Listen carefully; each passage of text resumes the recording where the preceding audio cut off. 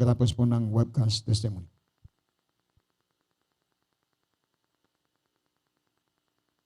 Amen. Praise the Lord. Hallelujah. Ang pinakamataas sa pagpupuri, pagsamba, pagdadakila, pagwalhati, pagkaparangal ay para lamang sa ating pinakamamahal na Pisos lamang. Praise the Lord. Amen. At Praise the patuloy Lord. po natin inaalaala ang mga ginitong araw turo ng ating beloved parents in the Lord. At patuloy po pagbabati ng isang mapagpalang gabi po sa lahat po ng beloved Almeida family, sa lahat mga beloved co-preachers, praise the Lord, co-workers, sa lahat mga beloved brethren, praise the Lord. Isang mapagpalang gabi po sa ating pong lahat, praise the Lord. Ako po ay nagpupuri, nagpapasalamat sa ating pinakamamahal na Panginoon na isa po ako sa naging bunga ng unang panalangin ng ating beloved parents in the Lord. Hindi man po tayo karapat-dapat, praise the Lord, hallelujah. Subalit, bago ko po makilala ang ating pinakamamahal na Jesus sa banal na misteryong ito ng The Jesus Miracle Crusade International Ministry, ang inyo bang lingkod, mga minamahal, sa mura kong edad ay nagawa ko po, mga minamahal, sa aking puso't isipan na itakwil yung Diyos na kinikilala ng aking ina at magrebedli ang aking puso, ang aking isip sa Diyos na kinikilala ng aking ina, sapagkat sa edad ko pong 7 years old, ako po ay maagang naulila sa aking tunay kong magulang sa aking ina, sapagkat ang aking ina ay namatay sa kanyang TB. At ang pinakamasakit po, mga minamahal, siya po ay namatay sa tinatawag na barang. Siya po ay binarang ng sarili niyang tunay na kapatid. Doon po nagsimula na ang aking puso, ang aking isip, na nagrebelde po ang aking puso. Na ang sabi ko, kahit kailan at kahit sa aking kamurang edad, ay hindi ko kikilalanin ang na may Diyos, na kikilala ang aking ina, sapagkat ang aking puso't isipan kung may tunay na Diyos. Bakit yung aking ina ay namatay sa karamdaman, namatay siya sa barang? Kung may tunay na Diyos, bakit pinahintulutan niya na siya ay patayin ng sarili niyang kapatid? Na alam ko naman na sila ay may pinaniniwalaan na pananampalataya. Subalit noon nang dumating po na namatay ang aking ina, hindi ko po akalain na ako po ay inihabilin niya sa kanyang matalik na kaibigan na Chinese. Ito po si Mr. Chen Wong at si Chua Wong. Wala po silang anak. Ako po ay inadapt po nila. Kaya nga na that time na yon ay maaga po akong nalayo sa aking tunay na mga kapatid. At sa masalita, sa mura kong edad na 7 years old, ay puro galit at puot ang nasa aking puso. Ang sabi ko, sa tamang edad ko, sa tamang panahon, babalikan ko ang pumatay sa aking ina. Sapagkat pinatay yung aking ina na walang kalaban-laban. Dumating yung point na ipinakilala sa akin, ng umampun sa akin na meron silang grupo na tinatawag na Black Dragon Kung Fu Master, isang samahan o organization ng martial art. Diyan po itinuturo po kung papaano pumatay ng tao, kung papaano patayin ang kalahati ng katawan ng tao, kung papaano butasin ang katawan ng tao. Diyan ko po natutunan kung papaano po bumutas ang katawan ng tao sa pamamagitan ng aming daliri, dukitin ang puso ng tao sa pamamagitan ng aming daliri. At dumating yung point na ako ay naghangad. Sabi ko, gusto ko na maging isang ganap na martial art, na maabot ko yung antas ng martial art. Lahat po ng technique ng martial art ay aking pong pinagsikapan na ito'y aking mapagtagumpayan. Dumating yung point, mga minamahal, naging first black belter po ako ng Black Dragon Kung Fu Master. Subalit, nang ako po ay naging Black Dragon Kung Fu Master, diyan po ay puro kasamaan na po ang akin nasa isip. Nawala na po ko ng pag-ibig sa aking kapwa. Ang aking sa isip ay pumatay. Ang aking sa isip ay patayin ko ang pumatay sa aking ina. Siya po yung mismo tiyahin ko po. Talagang ganun po yung galit ko po noon. At sa bawat makakasalubong ko na tao, iniisip ko kaaway ko. Iniisip ko na kapag ako ay inatake nila, ay handa ko silang patayin. Subalit that time na yon, hallelujah, nang ako po ay naging ganap ng Black Dragon Kung Fu Master. Naranasan ko po yan na ako po ay napaloob sa ritual ng Chinese na wala po ko ibang kinilala na magliligtas kundi ang dragon. Natutunan ko po sambahin ang dragon, natutunan ko po sambahin ang Buddha. Siya po ang ipinakilala sa akin, ang Buddha isang propeta. Ang dragon, siya yung makapangyarihang nagliligtas sa panahon ng kagipitan. Kaya po, doon po umikot ang aking buhay sa mura kong edad na 7 years old hanggang sa 17 years old. Doon po namuhay ang aking buhay noon na puro kasamaan, puro galit, wala akong pag-ibig sa aking kapwa. Hanggang sa dumating yung point na inilalaban na po ako sa iba't ibang lahi ng grupo ng martial art. Wala po kaming pinipili. Ano man ang kasarian ng aming nakakaharap, kung ito man po ay bakla o babae o tomboy na may alam sa martial art, kapag ito ay sa aming naitapat, ay hindi po namin pinanghihinayangan. Andiyan po na once na mahawakan po namin ang tao, ay dalawang choice lang ang pipiliin niya, ang mabuhay o mamatay. Andun po mga minamahal na sa mahabang panahon na inilagi ko sa Chinese temple, tinuruan po ako kung papaano po uminom ng dugo, kung papaano po ko buhusan ng dugo, kung papaano po ko kumain ng mga hilaw na karne, mga hilaw na mga gulay. Hindi po kami kumakain ng mga luto. Gusto namin yung mga hilaw na karne. Ayun yung pinakamasarap na pagkain po namin sa araw-araw naming buhay nang ako po ay nasa grupo ng Chinese ng Black Dragon Kung Fu Master. Alam niyo po, dumating yung point na nagkaroon ng digmaan ng martial arts sa Dapo ng Baguio City. At ang digmaan martial art yan, kapag po kung sinong grupo ang magtatagumpay, isa po sila sa mapipili na magtuturo ng self-defense na mga kumukuha ng criminology. Andiyan po mga minamahal na sa 500 na grupo ng martial art, kami po ang pangalawa sa isa sa nagtagumpay. Subalit, nagtagumpay man kami, pero tinuldukan ng Diyos ang kasamaan na nasa aking puso't isipan.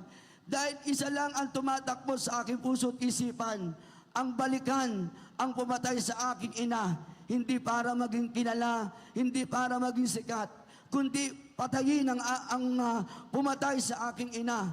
At nakahanda na po ako, pinagplanuhan ko na po kung paano ko papatayin ang pumatay sa aking ina. Subalit ang sabi nga, ang plano ng tao ay hindi plano ng Diyos. Amen. Praise the Lord. Hallelujah. Napakabuti natin, pinakamamahal na Pinoon. To Jesus. Kahit isang tao marumi at makasalanan, umabot sa point na itinakwil ko ang Diyos. Sa halip na maglingkod sa tunay na Diyos, nagawa kong talikuran ng Diyos. Subalit ang pakabuti na ating dakila Diyos. Hallelujah. Ang sabi sa Biblia, nasa loob pa lang tayo ng sinapupunan na ating ina, ay pinili na tayo na ating pinakamamahal na Jesus.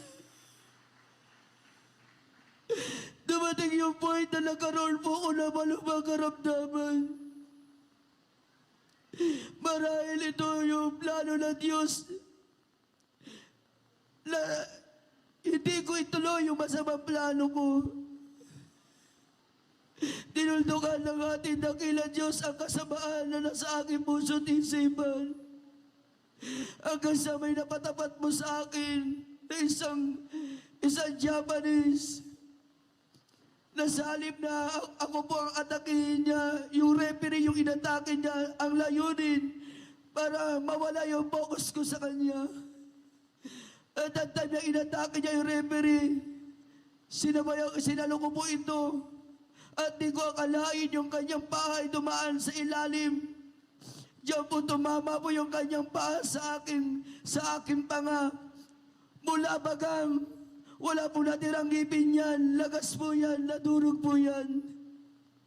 At kaya po nadurog po yan, ayan po yung naging sanay mga minamahal, na naglagay po siya ng stainless sa kanyang paa, na 4 po ang kapal. Ayun po yung mismong nagpalagas ng aking ngipin. Pagtama po yung ng paa niya sa aking panga. Blackout na po ako, wala na po akong magawa.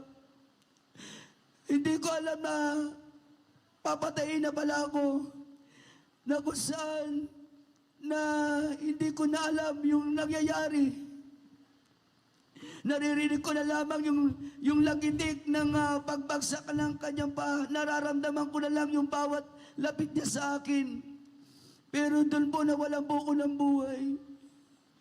Nang dinala po ko sa Chinese hospital, ang sabi na time na ako ay nawalan ng malay, 3 weeks po ako nawalang malay, 8 months ako nakumpay sa Chinese hospital. Ang sabi ng Chinese doctor nang ako po ay nagkamalay, ang sabi niya, "Sir, wala ka na pag-asang gumaling. Wala ka na pag-asang makalakad. Maaari kang mamatay sa iyong karamdaman dahil ang karamdaman mo, yung may na ugat sa iyong kanang tuhod ay naipit ng ugat. Nagkaroon ka ng fracture sa iyong tuhod. Yung ugat na naipit ng iyong buto, yung dugo ay hindi nagsasirculate. Ang tendency nito, maiipon yung dugo. At kapag naipon yung dugo, ito'y mabubulok. Kapag tuluyang maputo lang yung ugat, maaaring malasong ka ng dugo na nabubulok sa iyong paa.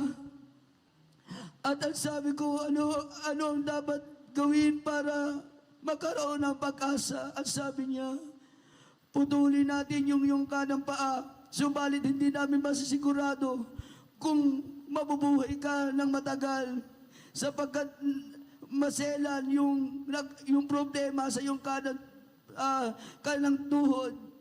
Alam niyo po, ang sabi ko sa doktor, di bali nang mamatay ako na kumpleto ang aking katawan kaysa mamatay ako na kulang ang parte ng aking katawan. Ando po nag-decide po ako na magpa-uwi na lang. Andiyan po na wala na po akong kapayapaan, hopeless na po ako. Kumbaga, hinihintay ko na lang yung aking kamatayan ko. Hanggang sa may lumapit sa akin na mga estudyante po namin, ang sabi sa amin, "Master, subukan mo, sumama ka sa akin. Dadalhin ka namin kung saan na magkakaroon ka ng kagalingan." Subalit naging bigo po ako. Marami po akong pananampalatayang pinundan, subalit naging bigo po ako.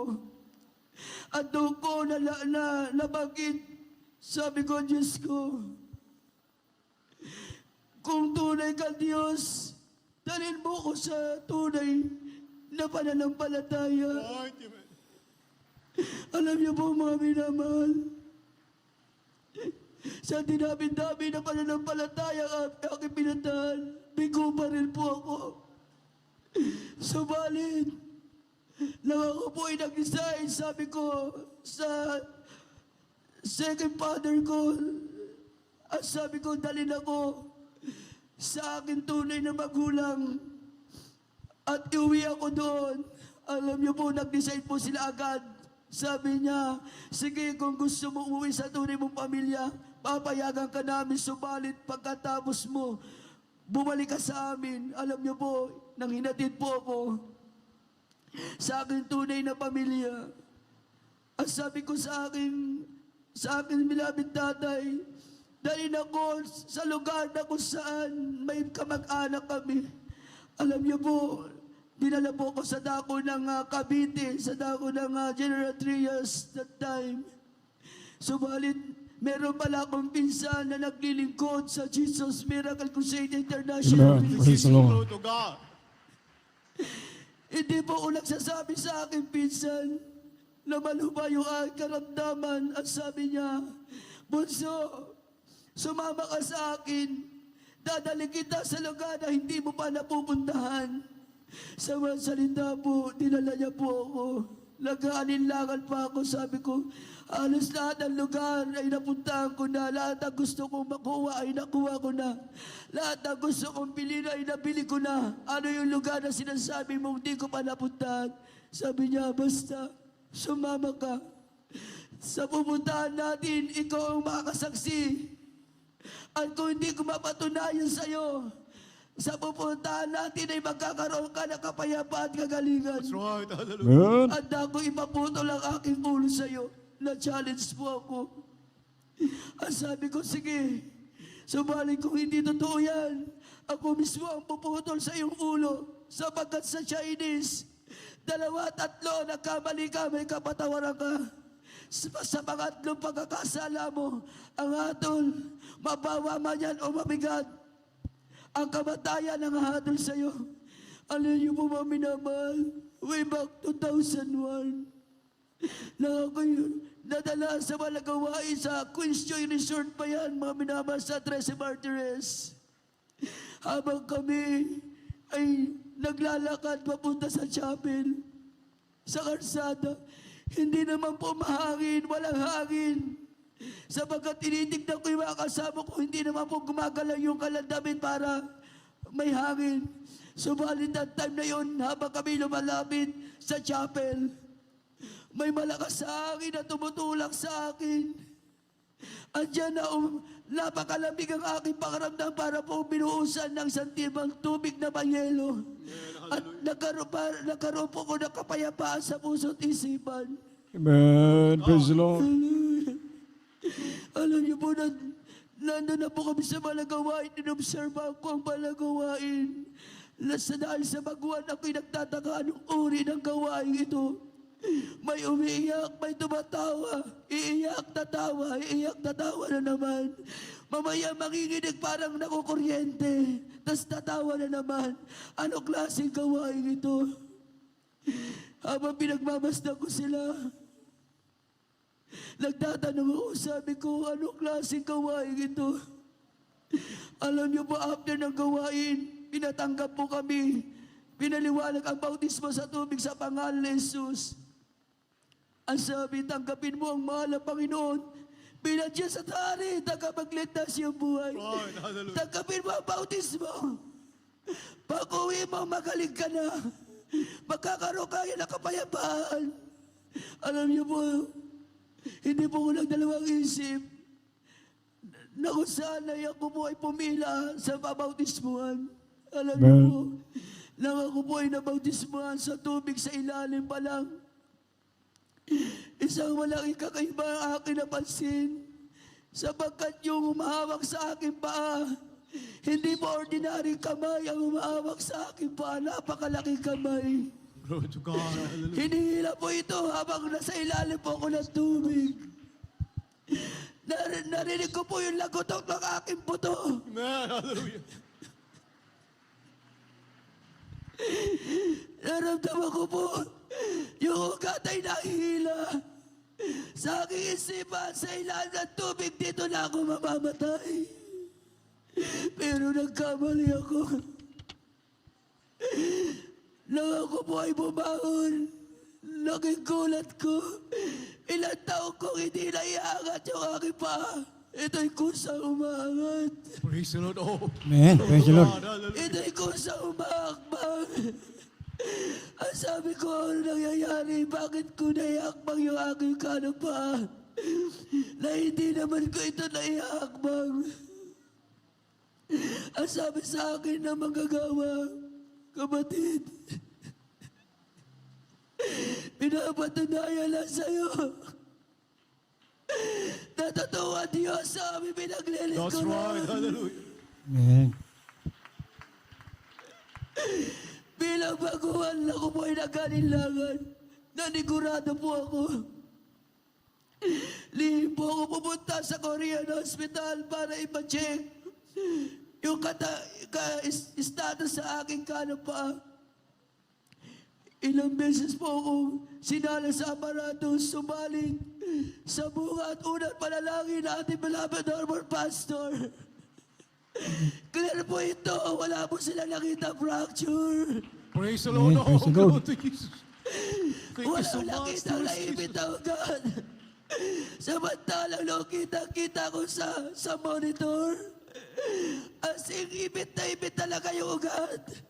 At naipon yung dugo. Inabubulok na dugo. Pero after baptism, naging normal ang lahat. Praise the Amen. Lord. Praise the Hallelujah. Lord. Kaya sino ang di maglilingkod sa ating pinakamamahal na Panginoon? Sino hindi maniniwala ng ating minamahal at kinagalang na magulang sa mahal na Panginoon ay tunay na propeta na Diyos? Amen. That's right. Hallelujah. Kaya walang pagkanilangan na ako'y nanampalatay ng tiwala sa tunay na Diyos. Amen. At natutunan ko maglingkod sa tunay na Diyos. Man, hallelujah. Lord. Kaya mga minamahal, magpatuloy tayo sa paglingkod sa mahal na Panginoon. Huwag na tayo magkanilangan pa. Huwag tayo magkanilangan. Ang ating mahal na pastor ay tunay na propeta na Diyos. Amen. Praise the Lord. Go to God. Go to Jesus. Kaya ang lahat ng kaburihan, magkapasalamat o kalati magdadakila ay para lamang sa ating pinakamamahal na Jesus. Hallelujah.